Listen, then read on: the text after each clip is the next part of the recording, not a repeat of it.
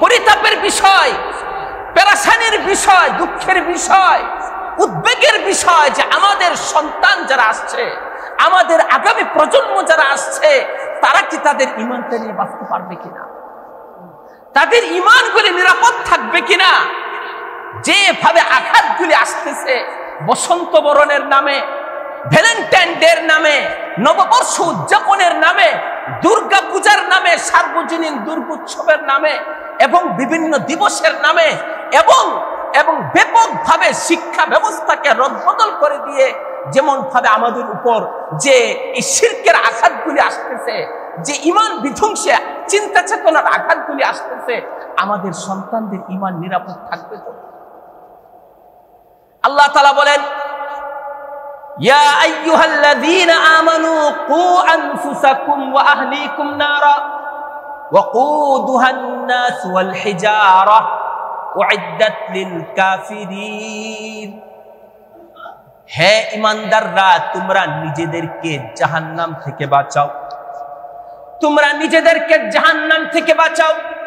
কু আনফুসাকুম ওয়া আহলিকুম নারা, তোমরা নিজেদেরকে বাঁচাও, নিজেদের সন্তানদেরকে, পরিবার পরিজনকে তোমরা বাঁচাও সেই জাহান্নাম থেকে, যে জাহান্নামের লাকড়ি হবে মানুষ এবং পাথর।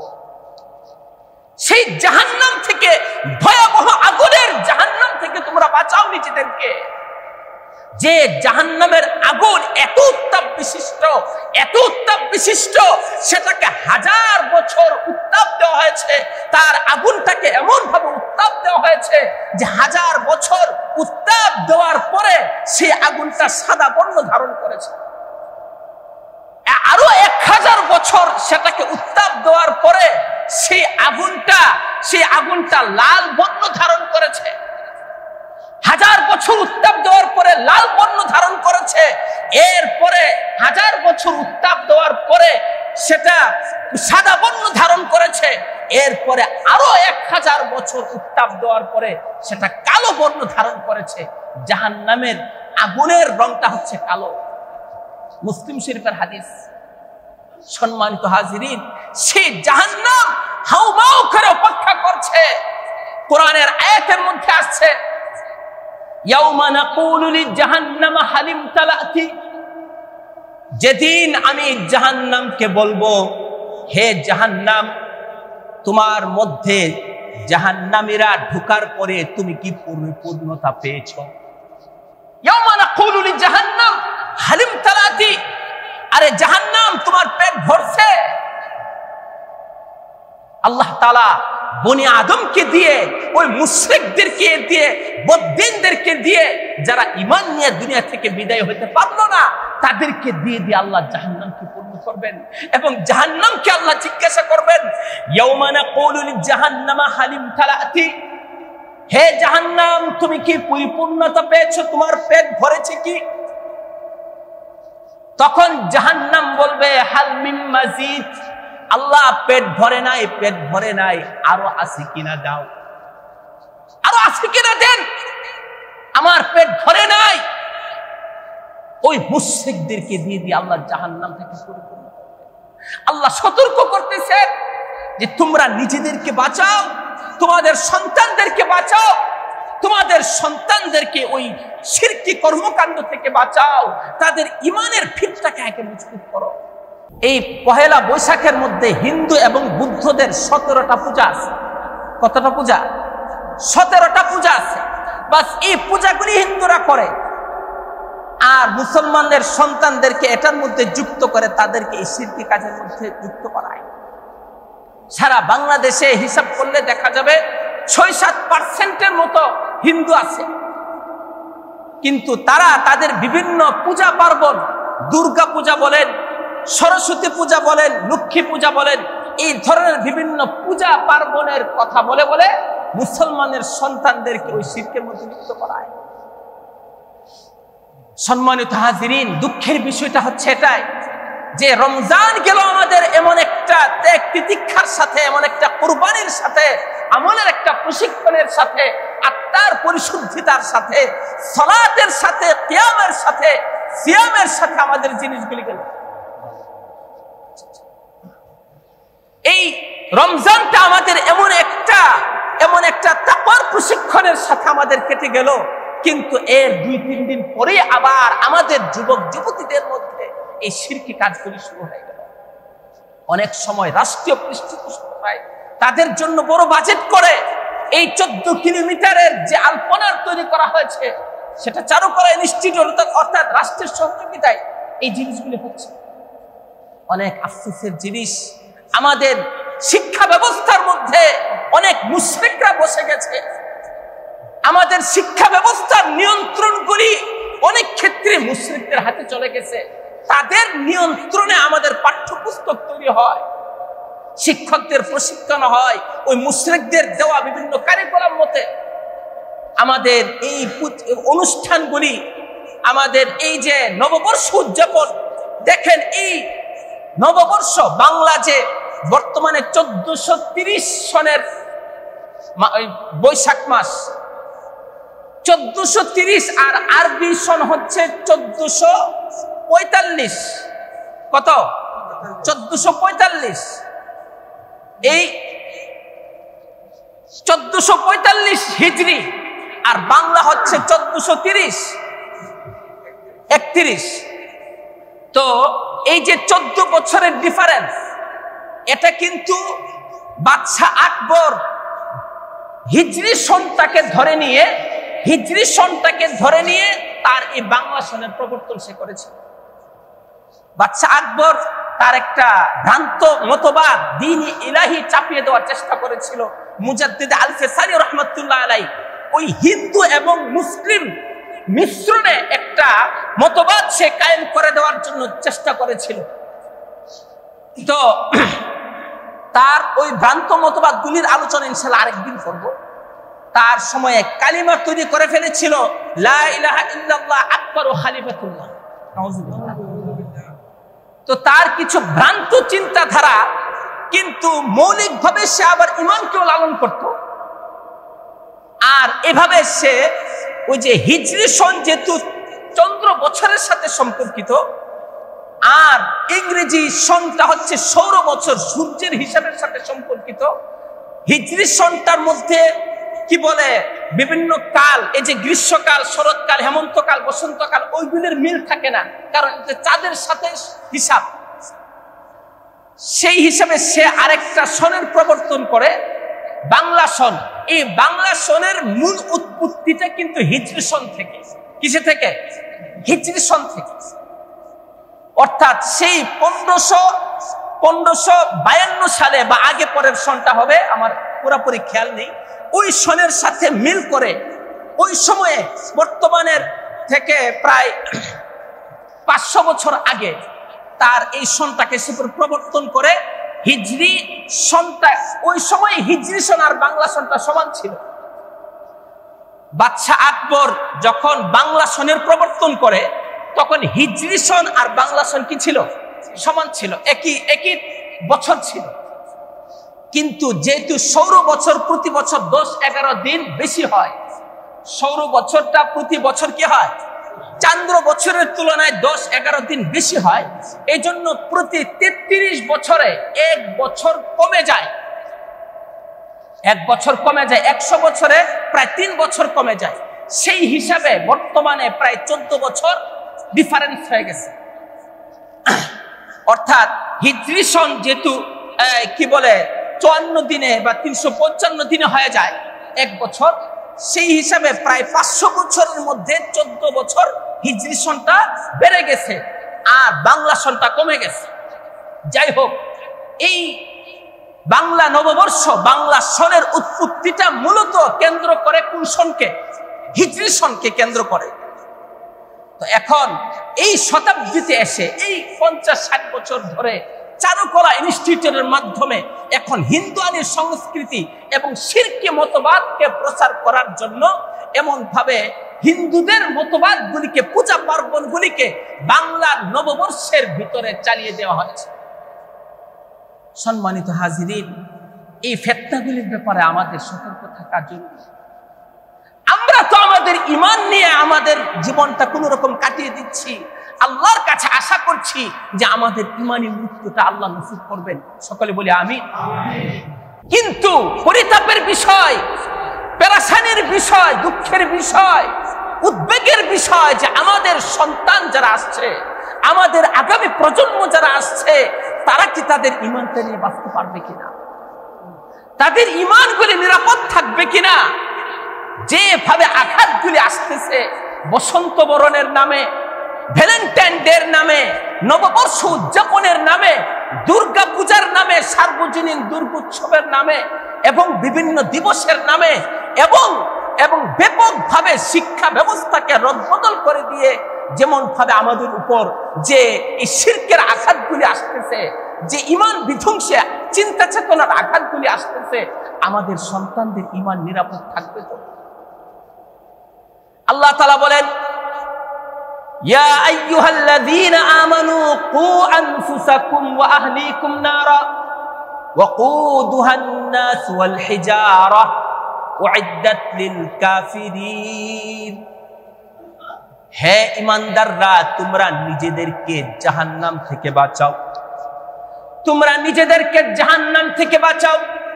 কু আনফুসাকুম ওয়া আহলিকুম নারা, তোমরা নিজেদেরকে বাঁচাও, নিজেদের সন্তানদেরকে, পরিবার পরিজনকে তোমরা বাঁচাও সেই জাহান্নাম থেকে, যে জাহান্নামের লাকড়ি হবে মানুষ এবং পাথর।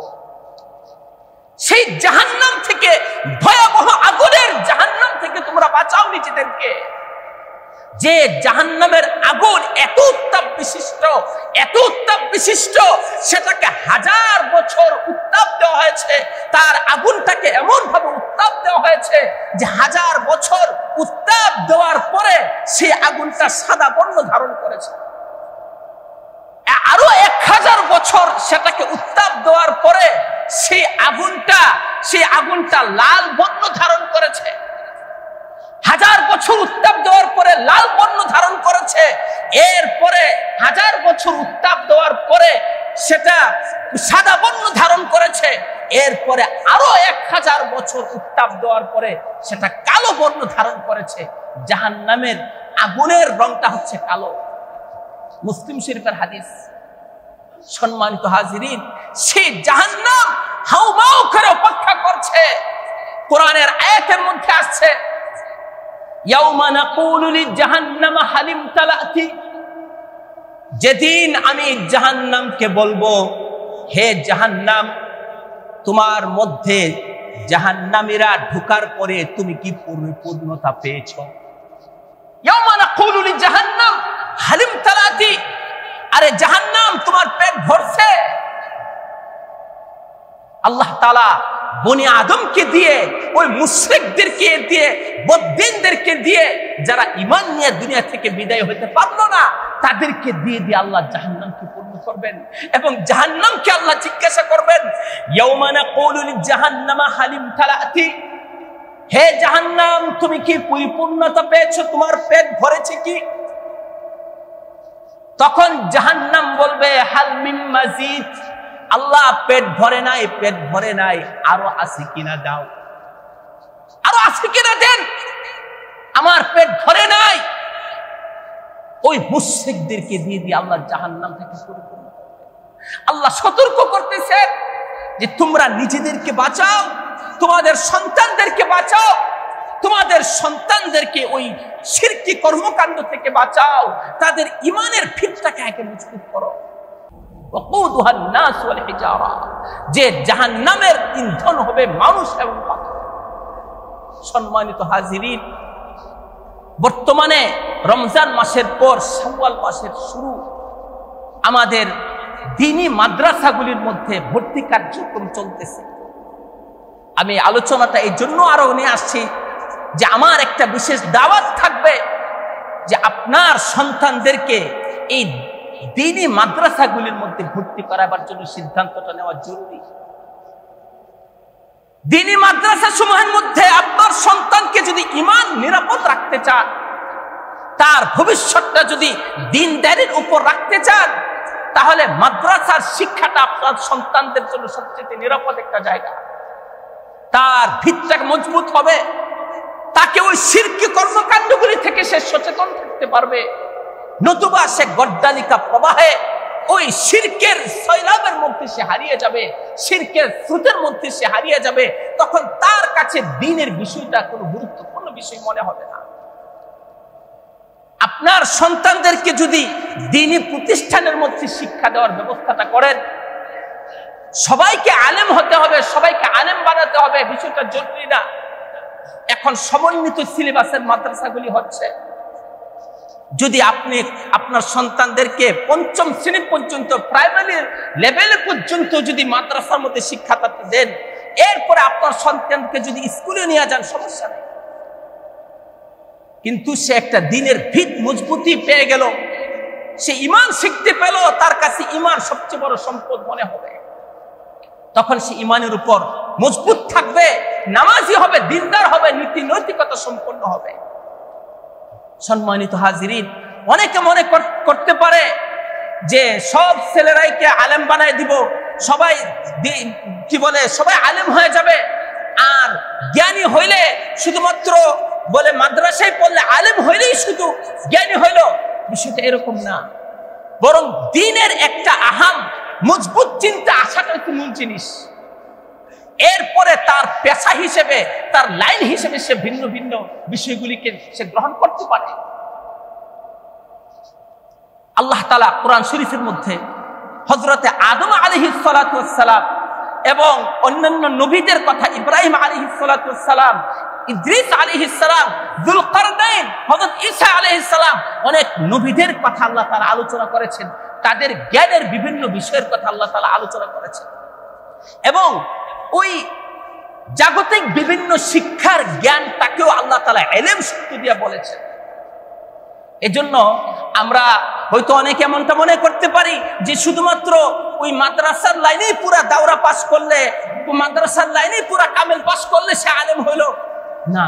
তার চিন্তা চেতনাগুলি যদি দ্বীনের মৌলিক চিন্তা চেতনার উপর থাকে, আর যদি তার ভিতরে ইখলাস থাকে, তার সেবার নিয়ত থাকে, তাহলে যদি সে একজন ডাক্তার হয়, ইঞ্জিনিয়ার হয়, একজন উদ্যোক্তা হয়, একজন শিল্পপতি হয়, একজন ব্যবসায়ী হয়, আর যদি তার চিন্তা চেতনা থাকে যে মানব সেবা, মানুষের সেবা করব, মানুষকে মানে আমি ডাক্তার হয়ে মানুষকে চিকিৎসা সেবা দেব, আমি একজন ইঞ্জিনিয়ার হয়ে মানুষকে স্থাপনার সেবা দিব, তাহলে তার ওই কাজগুলো নেক কাজ হবে কি হবে না? বলেন হবে কি হবে না? এই জন্য অনুরোধ থাকবে যে আপনার সন্তানদেরকে সবাইকেই, ছেলে মেয়ে সবাইকেই প্রাথমিক ভিত্তিটা আপনি মাদ্রাসার মধ্যে দেন। আল্লাহ তাআলা হযরত আদম আলাইহিস সালাতু ওয়াস সালামের ব্যাপারে বলেছেন, ওয়া আল্লামা আদামাল আসমা কুল্লাহা। আল্লাহ তাআলা আদমকে শিক্ষা দিয়েছেন সমস্ত জিনিসের নাম। মুফাসসিরিনে কেরাম বলেন, আদমকে সব জিনিসের নাম শিক্ষা দেওয়া মানে হচ্ছে কোন পদার্থের কি গুণাগুণ রয়েছে সেটার শিক্ষা দিয়েছে, কোন পদার্থের জন্য কেমন কি ব্যবস্থাপনা রয়েছে, সেটার মধ্যে কোন রসায়ন শাস্ত্র কেমন রয়েছে, ওই জিনিসের মধ্যে কোন পদার্থের মধ্যে কি গুণাগুণ রয়েছে সেটার শিক্ষা আল্লাহ তাআলা দিয়েছেন। পদার্থবিদ্যা, রসায়নবিদ্যা, বায়োলজি, ফিজিক্স, কেমিস্ট্রি, ওই জিনিসগুলির জানার মানে জিনিসের যে মূল উপাদানগুলি জানার নাম হচ্ছে আল্লামা আদম আল আসমা কুল্লাহা। ওই জিনিসগুলি আল্লাহ তাআলা বাবা আদমকে শিক্ষা দিয়েছেন। এবং আদম আলাইহিস সালাতু ওয়াস সালাম আল্লাহর প্রেরিত নবী ছিলেন, কিন্তু তিনি তার পেশাগত জীবনে ছিলেন একজন কৃষক। তেমনি ভাবে হযরতে ইব্রাহিম আলাইহিস সালাতু ওয়াস সালাম কত বড় একজন ইঞ্জিনিয়ার ছিলেন। কোরআন শরীফের মধ্যে আসছে, ওয়া ইদ ইয়ারফাউ ইব্রাহিমুল কওয়াইদ মিনাল বাইত ওয়া ইসমাঈল। যখন ইব্রাহিম এবং ইসমাঈল আল্লাহর ঘরের ভিত রচনা করেছিলেন, আল্লাহ তাআলা কত বড় ইঞ্জিনিয়ার তাদেরকে বানিয়েছিলেন। সারা দুনিয়ার মানুষ যে ঘরের মধ্যে যাবে, যে ঘরের জিয়ারতের মধ্যে যাবে, যে ঘরের প্রতি আকর্ষণ প্রত্যেক মুসলমানের দিলে আছে, কি বলেন আছে কি নাই? মানুষ লক্ষ লক্ষ টাকা খরচ করে সেই ঘরের জিয়ারতের জন্য যায়। সেই ঘরের তওয়াফের জন্য যায়। মানুষ তার জীবনের উপার্জিত টাকা পয়সা সম্পদগুলি ব্যয় করে আল্লাহর সেই ঘরের আকর্ষণে তারা ছুটে যায়। সেই ঘরের ইঞ্জিনিয়ার বানিয়েছিলেন আল্লাহ তাআলা বাবা ইব্রাহিম আলাইহিস সালাতু ওয়াস সালামকে। কাকে? ইব্রাহিম আলাইহিস সালাতু ওয়াস সালাম, ইসমাঈল, দুই বাপ ছেলে মিলে ওই ঘরের গোড়াপত্তন করেন। ওই ঘরের নির্মাণের জন্য স্থপতি বানিয়েছিলেন আল্লাহ তাআলা ইব্রাহিম এবং ইসমাঈলকে। মাকামে ইব্রাহিম, যারা হজ উমরাতে গিয়েছেন মাকামে ইব্রাহিমকে দেখেছেন, প্রায় 1 হাত দৈর্ঘ্য প্রস্থের এই মাকামে ইব্রাহিমের কাছে 2 রাকাত নামাজ আদায় করতে হয়। ওয়াত্তাখিযু মিন মাকামে ইব্রাহিম মুসাল্লা, তোমরা মাকামে ইব্রাহিমটাকে নিজেদের নামাজের জায়গা বানাও। কোরআনের মধ্যে আদেশ আসছে। এই পাথর, অলৌকিক পাথর, এই পাথরের মধ্যে দাঁড়িয়ে দাঁড়িয়ে ইব্রাহিম আলাইহিস সালাতু ওয়াস সালাম আল্লাহর ঘর নির্মাণ করতেন। পাথরটা অটোমেটিক উপরে উঠতে চাইলে উপরে উঠে যেত। ঈসা আলাইহিস সালাতু ওয়াস সালামকে আল্লাহ তাআলা সেই রোগের ডাক্তার বানিয়েছিলেন। এরকম ভাবে অন্ধত্ব রোগের কোনো চিকিৎসা ছিল না, সেই রোগের ডাক্তার বানিয়েছিলেন কাকে? ঈসা আলাইহিস সালাতু ওয়াস সালামকে। এমন কি মানুষ মারা গেলেও জীবিত করার মতো চিকিৎসা বা অলৌকিক ক্ষমতা আল্লাহ তাআলা দিয়েছিলেন কাকে? ঈসা আলাইহিস সালাতু ওয়াস সালামকে। তাহলে বুঝার বিষয় যে আল্লাহ তাআলা নবী রাসূলদেরকে পেশাগত জীবনে তাদের যুগের বড় বড় ডাক্তার বানিয়েছিলেন, ইঞ্জিনিয়ার বানিয়েছিলেন। যুলকারনাইন আলাইহিস সালাতু ওয়াস সালাম অধিকাংশদের মত তিনি একজন নবী ছিলেন। তাকে আল্লাহ তাআলা কত বড় স্থাপত্য জ্ঞান দান করেছিলেন, স্থাপত্য শিল্পের জ্ঞান দান করেছিলেন। আতুনি জুবারাল হাদিদ, তিনি বললেন তোমরা আমার কাছে লোহার পাত নিয়ে আসো। ইয়াজুজ মাজুজ থেকে বাঁচার জন্য তাদের কোনো পথ ছিল না। তাদের ফুল ফসল খেয়ে ফেলতো, জনগণের বিভিন্ন উপার্জিত সম্পদ, তাদের উৎপাদিত সম্পদগুলি ইয়াজুজ মাজুজ আয়সা নষ্ট করে ফেলতো, খেয়ে ফেলতো। তখন যুলকারনাইনের কাছে তারা এসে অভিযোগ করলো যে ইয়াজুজ মাজুজ তো আমাদের সবকিছু নষ্ট করে ফেলে, আমাদের জীবন জীবিকাকে হুমকির মধ্যে ফেলে দেয়। যুলকারনাইন আলাইহিস সালাম তাদেরকে বললেন আমি তোমাদের জন্য একটা প্রাচীর নির্মাণ করে দেব। তিনি লোহার পাত আনতে বললেন এবং সেটাকে ওনার স্থাপত্য কৌশলের মাধ্যমে এমন একটা প্রাচীর নির্মাণ করে দিলেন যে প্রাচীর কিয়ামত পর্যন্ত আল্লাহ তাআলা বহাল রাখবেন। কি পরিমাণ স্থাপত্য শিল্পের জ্ঞান থাকলে সেটা সম্ভব, চিন্তা করে দেখেন। এই জন্য বুঝার বিষয়, যেটা আমার দাওয়াতের অংশ, যে আপনার সন্তানকে ভবিষ্যতে আপনি ডাক্তার বানান, ইঞ্জিনিয়ার বানান, স্থপতি বানান, তাকে উদ্যোক্তা বানান, শিল্পপতি বানান, ব্যবসায়ী বানান, যে কোনো পেশাজীবী বানান। যদি তার মধ্যে প্রাইমারি লেভেল কমপক্ষে তাকে দিন শিক্ষার ব্যবস্থাটা করতে পারেন, তাহলে সে ভবিষ্যতে তার দিনের উপর অটল অবিচল থাকতে পারবে। কথা ঠিক না বেঠিক? এবং সে যদি কোনো উচ্চ পর্যায়ে যায়, সরকারি কোনো পদস্থ কর্মকর্তা হয়, তখন সে একজন মুত্তাকি বান্দা হয়ে তার দায়িত্বটা পালন করবে। তখন সে ঘুষ খাওয়ার চিন্তা করবে না, তখন সে সুদ খাওয়ার চিন্তা করবে না, তখন সে ফাইল আটকে পয়সা খাওয়ার চিন্তা করবে না, টেবিলের নিচ দিয়ে পয়সা খাওয়ার চিন্তা করবে না, তখন সে নিজের পেটের চিন্তা করবে না, তার সন্তানের জন্য ভালো বাজার করবে, মানুষ থেকে জুলুম করে পয়সা কামাবে, সেই চিন্তা সে করবে না। তখন সে রাস্তার কাজগুলিকে সে কোন রকম করে দিয়ে যে মানুষের হকটাকে সে গ্রহণ করে ফেললো, এই চিন্তাটা তার মধ্যে আসবে না। বরং তার মধ্যে একটা মুত্তাকি তাকওয়াপূর্ণ চিন্তা চেতনা থাকবে। সে চাইবে যে আমি মানুষকে সুন্দর সেবাটা দেই, আমি শুধুমাত্র আমার স্ত্রী সন্তান এই 5-7 জনের পরিবারের জন্যই আমি কেন আপন হব, আমি লাখো মানুষকে আপন হতে চাই, আমি লাখো মানুষকে আমার পরিবার ভাবতে চাই, আমি আমার এলাকার মানুষকেও আমি আপন ভাবতে চাই, তাদের জন্য আমার হৃদয় নিংড়ানো ভালোবাসাটা দিয়ে আমি কাজটা করে দিতে চাই। তাদেরকে আমি কষ্ট দিতে চাই না, হয়রানি করতে চাই না, কারণ আমি আল্লাহকে ভয় করি। আল্লাহ তাআলা এই তাকওয়া মানুষের জন্য এই জন্যই চান। মানুষ মুত্তাকি হইলে যেমন ভাবে সে জান্নাতের জন্য উপযুক্ত হইল, তখন সে তার আপামর জনতার সাধারণ মানুষের জন্য সে আশীর্বাদের পাত্র হইল, তখন মানুষের জন্য সে রহমত হইল। সম্মানিত হাজিরিন, এই জন্য আমার দাওয়াত থাকলো যে বর্তমানে মাদ্রাসাগুলির মধ্যে ভর্তি প্রক্রিয়া চলতেছে, আপনার সন্তানদেরকে 24 ঘন্টা বাংলাদেশে দেখেন, মানে এত অল্প খরচে ডে কেয়ার বা আবাসিক সিস্টেমে পড়াশোনা আমার মনে হয় বিশ্বের আর কোন শিক্ষা ব্যবস্থার মধ্যে নাই, যে সুবিধাটা কমি মাদ্রাসার মধ্যে আছে।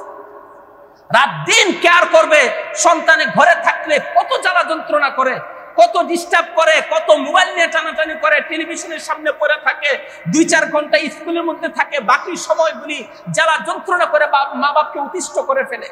আর সেই সুযোগটা আপনি একটা দিনী মাদ্রাসার মধ্যে দিয়ে কমপক্ষে তাকে প্রাইমারি বা মাধ্যমিক লেভেলের শিক্ষাটা যদি দিয়ে আপনি তাকে জেনারেল শিক্ষাও দেন, সমস্যা নাই, কারণ তার দিনের মধ্যে একটা দিনী চেতনা চলে আসছে। এই জন্য আমার দাওয়াত থাকলো যে এই দিনী প্রতিষ্ঠানগুলির মধ্যে সব সন্তানদেরকে আপনি পড়াশোনা করাবেন, নিয়োগ করেন। কি বলেন, রাজি আছেন সবাই? আল্লাহ তাআলা আমাদেরকে ওই নববর্ষের ফিতনা এবং অন্যান্য সকল ফিতনাগুলি থেকে আল্লাহ তাআলা হেফাজত রাখুন, সকলে বলি আমিন। আল্লাহ তাআলা আমাদের সকলের সন্তানদেরকে দ্বীনি শিক্ষায় শিক্ষিত করে গড়ে তোলার তৌফিক দান করেন, সকলে বলি আমিন।